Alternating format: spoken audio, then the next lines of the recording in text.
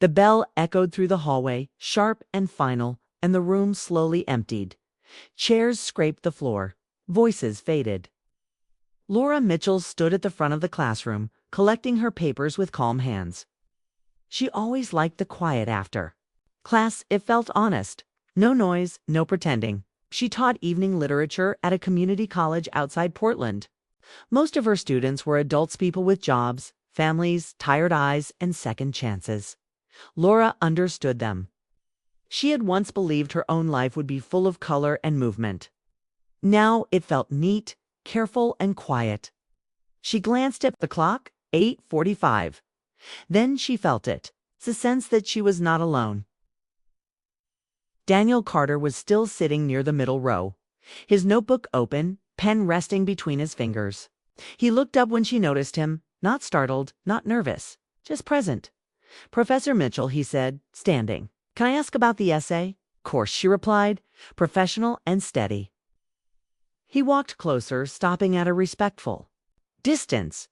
She pointed to a line on his paper and explained her comment. He listened closely, nodding, asking clear questions. He was one of her best students, not loud, not charming in an obvious way, thoughtful, careful. When she finished, he smiled. "That makes sense. Thank you for staying late." "Are you already?" "Here," she said.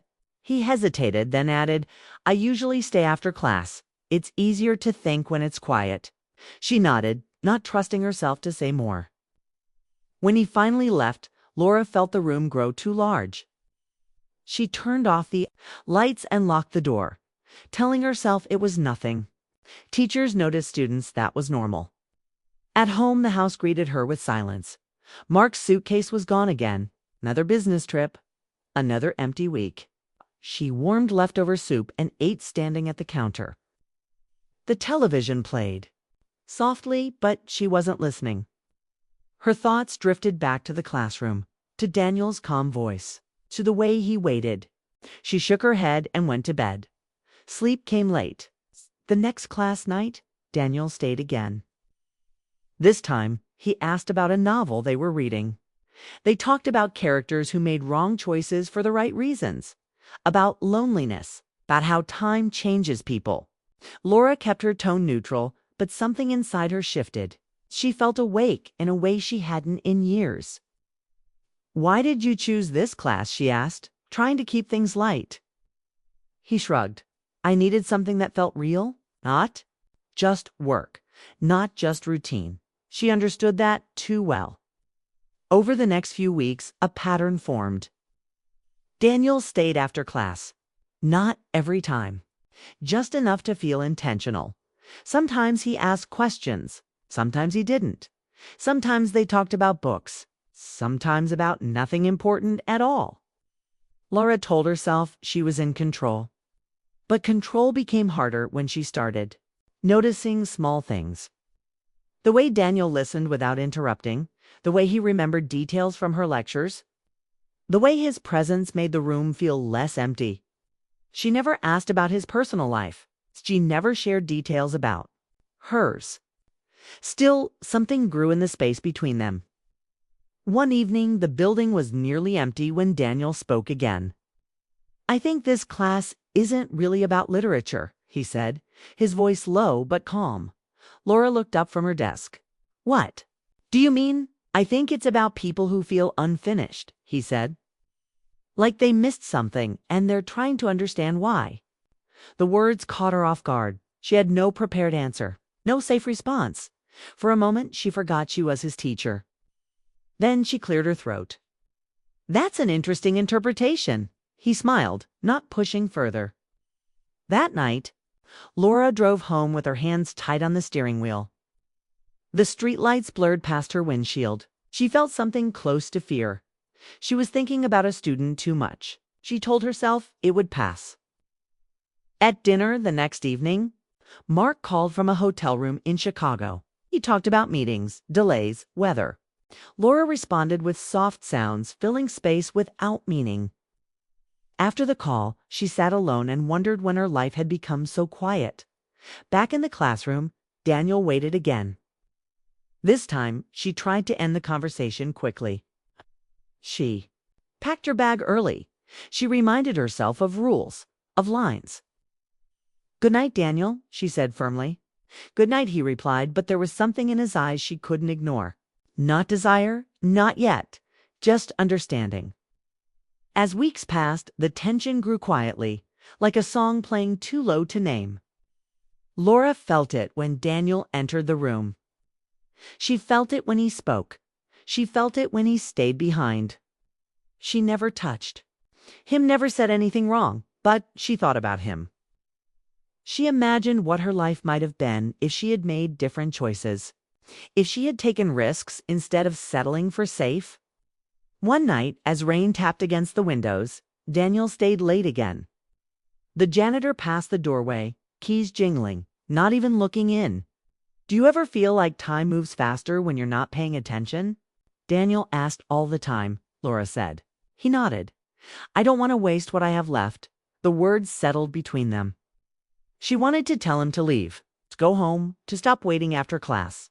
Instead, she said nothing. When he finally walked out, Laura sat alone for a long time.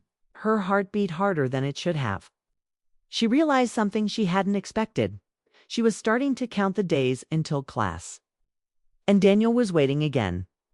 Autumn arrived quietly, brushing the campus with golden leaves and a chill that made the classroom windows fog over. Laura Mitchell entered her evening literature class with a sense of tension she hadn't felt in years. She had spent the weekend warning herself to keep distance from Daniel Carter. She reminded herself of the rules. She was a teacher, married, and nothing, absolutely nothing, should cross the lines. Yet her chest tightened at the thought of him waiting after class, just like he always did. The students trickled in slowly, shuffling papers, greeting each other quietly, exhausted from work and life. Laura glanced around, noting the usual faces. And then her eyes landed on Daniel. He was there, calm and composed, like nothing had changed, like the world outside the classroom had no power over him. She felt a flicker in her chest she couldn't name. Professionalism told her to ignore it, to keep her lectures precise, her tone neutral. She tried. The lesson passed. She spoke about the novel, the characters' choices, the way literature reflects human longing. Daniel listened, but she could feel his attention lingering, not on her words alone, but on her presence. It was subtle, but undeniable. When the bell rang, signaling the end of class, students packed up quickly, eager to leave the cold and darkness outside. Laura packed her own bag methodically, avoiding his gaze. She reminded herself, boundaries, lines, self-control. But Daniel lingered. As he always did. "I can walk you out," he offered softly. His voice wasn't demanding. It wasn't pushy. It was calm, careful, respectful. Laura hesitated. Every instinct screamed that this was wrong, that she should decline. But something in the soft way he spoke pulled her into the moment. She nodded outside. The campus was empty. Rain had fallen earlier, leaving the sidewalks slick and reflective. The cold air carried the smell of wet leaves and distant fires. They stood under the awning of the building, close enough to share warmth, but far enough to remain proper. Silence hung between them for a long moment. "I've been thinking," Daniel said, breaking the quiet, "about boundaries, about respect. I don't want to make this uncomfortable for you." Laura exhaled, steadying her thoughts. "Then why do you stay after class?" She asked quietly. "Because you see me," he said, "and I don't feel seen anywhere else." His words landed softly, a gentle pressure against the walls Laura had built around herself.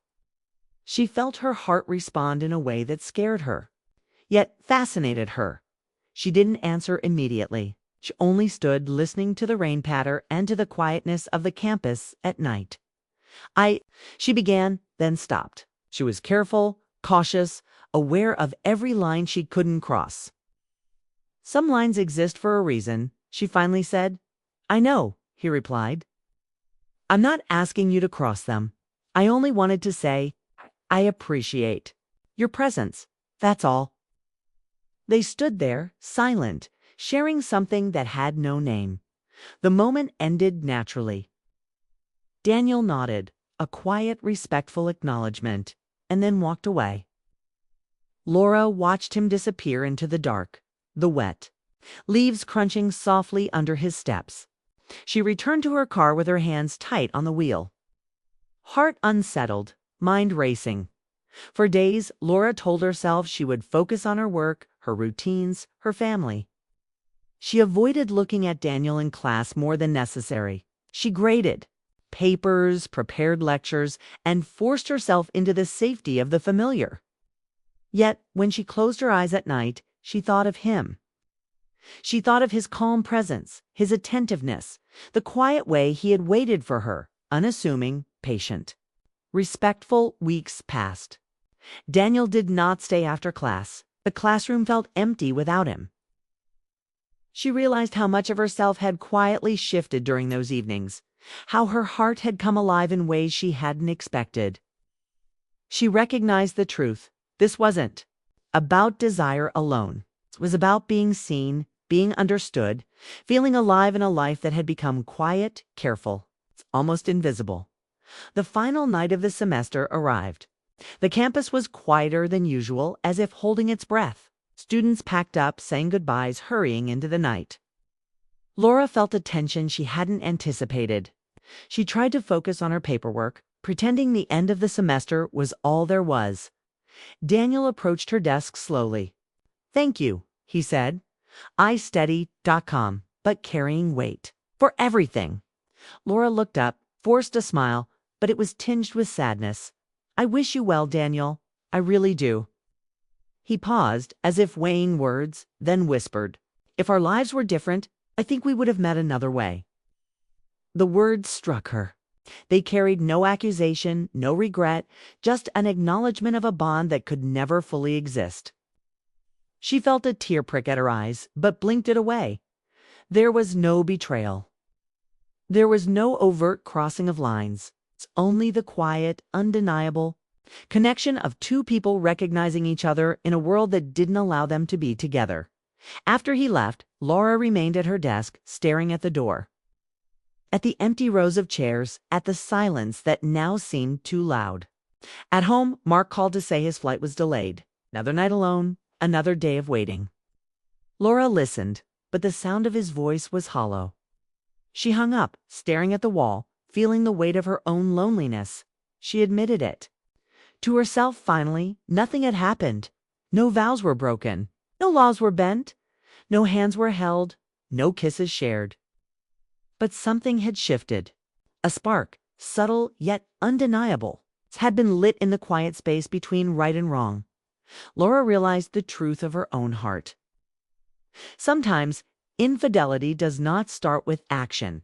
It starts with attention, with waiting, with recognition, with the small, soft moments that remind you of what it means to feel seen, to feel understood, to feel alive.